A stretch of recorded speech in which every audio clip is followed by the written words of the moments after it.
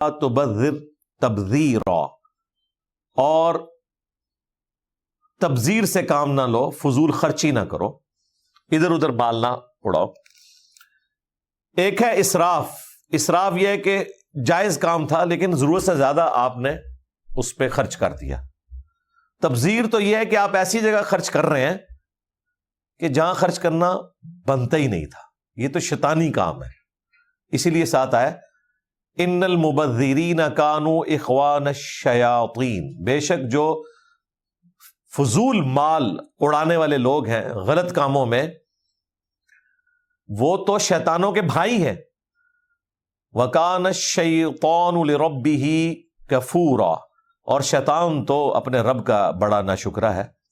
یعنی یہ شیطان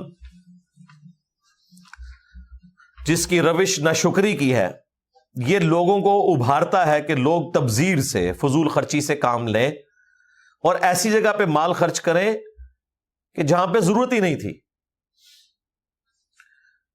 ہاں، جہاں پہ ضرورت ہے وہاں آپ خرچ کریں، لیکن وہاں پر بھی اسراف نہ کریں۔ مثلاً ایک گھر میں شادی ہو رہی ہے، آپ کا رائٹ ہے کوئی تھوڑی بہت لائٹنگ کروانی ہے وہ کروا لیں، لیکن بیٹیوں کی شادی پہ پورے شہر میں لائٹنگ کروا دینا اور ایک ایک سنگر کو 30 40 لاکھ روپے دے کے بلانا، ایک ایک مولوی کو دعا کرنے کے لیے 10 20 لاکھ روپے میں منگوانا، اور پھر بتانا کہ ہم یہ پیسوں کے ساتھ مولویوں کو خریدتے ہیں، ان سے دعائیں کرواتے ہیں۔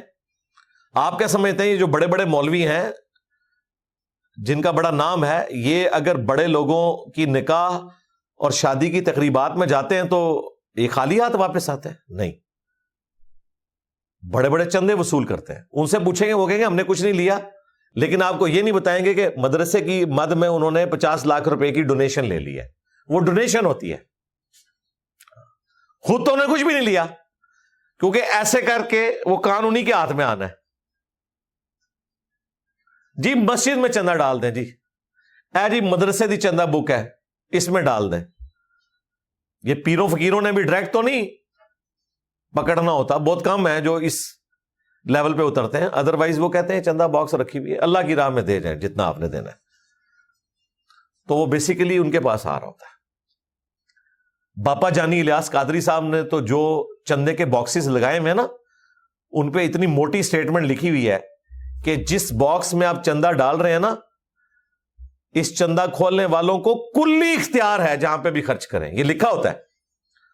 آپ ان سے پوچھیں یہ آپ نے کیا سٹیٹمنٹ اوپر لکھوائی ہے، وہ کہتے ہیں ہم اس لیے لکھواتے ہیں کہ بسا اوقات لوگ جو ہیں وہ پیسہ زکوٰۃ کی مد میں دیتے ہیں، بعض اوقات وہ صدقہ اور خیرات کی مد میں دیتے ہیں، وہ کنفیوژن کا شکار ہو جاتے ہیں کہ ہم نے کون سے باکس میں ڈالنا ہے کون سے میں نہیں ڈالنا۔ پھر ہمیں بھی یہ اس حوالے سے خطرہ ہوتا ہے کہ ڈالا تو اس لیے تھا، ہم نے یوز تو کہیں اور کرنا ہے، یوز تو کرنا ہے مدنی چینل کے اوپر۔ انہوں نے ڈالا تھا غریب بچوں کی روزی روٹی کے لیے جو مدرسے میں پڑھ رہے ہیں، تو وہ کلی اختیار لکھ کے تو کہتے ہیں ہم اللہ کے حضور بچ جائیں گے کہ ہم نے تو لکھا ہوا تھا کلی اختیار ہے۔ اب تو خیر انہوں نے چندہ باکس بھی علیحدہ کر لیے ہیں کہ اس میں آپ مسجد کے لیے ڈالیں گے، اس میں آپ صدقات ڈالیں گے، اس میں آپ یہ کریں گے، بلکہ وہ جنت کی گارنٹیاں بھی ہیں، جو اس رمضان میں اتنے پیسے دے دے تو اس کے لیے اسپیشل دعا ہوگی، اس کو فلاں جنت مل جائے گی۔ یہ سارے کے سارے تماشے شروع ہوئے ہوئے۔ تو فضول خرچی، ایسی جگہ پہ مال کو لگانا جہاں ضرورت نہیں تھی، گناہ کے کاموں میں لگانا، یہ اللہ تعالیٰ نے کہا کہ شیطانوں کے بھائی ہیں جو یہ کام کر رہے ہیں۔ پھر اس میں جو ایک بڑا خطرناک اور تلخ پہلو ہے وہ یہ ہے کہ غریب لوگوں کے دلوں پر چھریاں چلتی ہیں جب اس قسم کی ایکٹیویٹیز ہوتی ہیں۔ حقیقت بات ہے، میں آپ کو اپنا بتاؤں نا، میں یعنی اپنے گھر کے لیے کوئی سودا سلف کوئی فروٹ لے کر آ رہا ہوں نا، تو میری خواہش یہ ہوتی ہے کہ مجھے محلے میں کوئی دیکھے نہ اس حال میں کہ میرے ہاتھ میں کوئی لفافہ ہو۔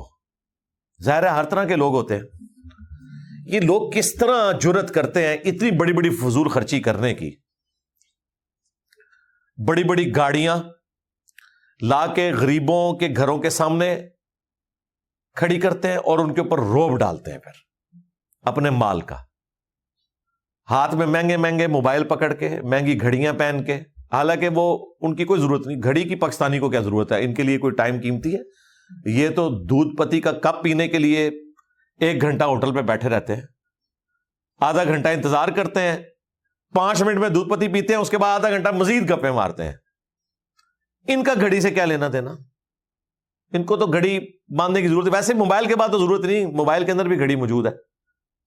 یہ ساری مہنگی مہنگی چیزیں انہوں نے لوگوں پہ روب ڈالنے کے لیے رکھی ہوتی ہیں. اس کی وجہ سے غریب لوگوں کے دلوں میں ان کے لیے کیا جذبات پیدا ہوتے ہیں وہ آپ سوچ ہی نہیں سکتے. اگر نجی محفلوں میں آپ ان غریبوں کی گفتگو ان کے بارے میں سن لیں یا وہ خود سن لیں تو انہیں پتہ چل جائے ان کی کیا اوقات ہے. لیکن بعض غریب ایسے ہوتے ہیں کہ وہ اتنا دماغ پہ سوار کرتے ہیں اور وہ انزائٹی کا شکار ہو جاتے ہیں, سائیکو ہو جاتے ہیں. مثلاً ایک غریب آدمی جو کسی سیٹھ کے پاس ملازم ہے اور وہ سیٹھ اپنی بچی کی شادی پہ 1 کروڑ روپیہ خرچ کر دے. آج کل تو نارمل ہے, یہ جو امیر لوگ ہیں کئی کروڑ خرچ کرتے ہیں, جبکہ اسی ملازم کی اپنی بیٹی بوڑھی ہو رہی ہے, اس کے پاس 5 لاکھ بھی نہیں ہے کہ وہ 5 لاکھ ہوتے تو وہ اپنی بچی کی شادی کر لیتا. تو اس کو جب بھی موقع ملے گا وہ اس سیٹھ کے مال سے خورد برد کرے گا, اسے دھوکہ دے گا. بھائی تو نے 1 کروڑ لگایا تھا, تو 90 لاکھ لگا لیتا, 10 لاکھ روپیہ دے کے 2 غریب بچیوں کی شادی کروا دیتا. غریب تو اتنے میں گزارا کر لیتے ہیں جو واقعی غریب ہیں. اور جو غریب ایسے ہیں کہ جو لوگوں سے مانگ کے اپنا خرچہ پورا کرتے ہیں, ان کے خرچے تو کوئی نہیں پورے کر سکتا. حقیقت بات ہے, ایسے غریبی معاشرے میں بہت ہیں. جو لوگوں سے مانگ کے اپنے خرچے پورے کرتے ہیں اور جو لوگ ان کو دے رہے ہوتے ہیں وہ بےچارے اپنے اوپر اترا نہیں لگاتے اور مانگنے والے اپنے پورے خرچے پورے کر لیتے ہیں. تو میں جینون جو غریب ہیں ان کی بات کر رہا ہوں,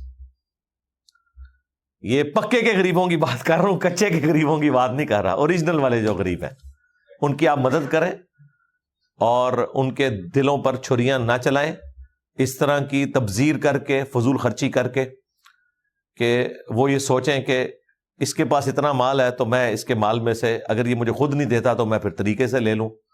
اور بسا اوقات تو آپ کو پتا ہے کوئی قتل و غارت تک بھی معاملات چلے جاتے ہیں, اندھے قتل ہو جاتے ہیں, بعد میں پتا چلتا ہے ملازم نہیں مار دیا تھا دولت ہتھیانے کے لیے.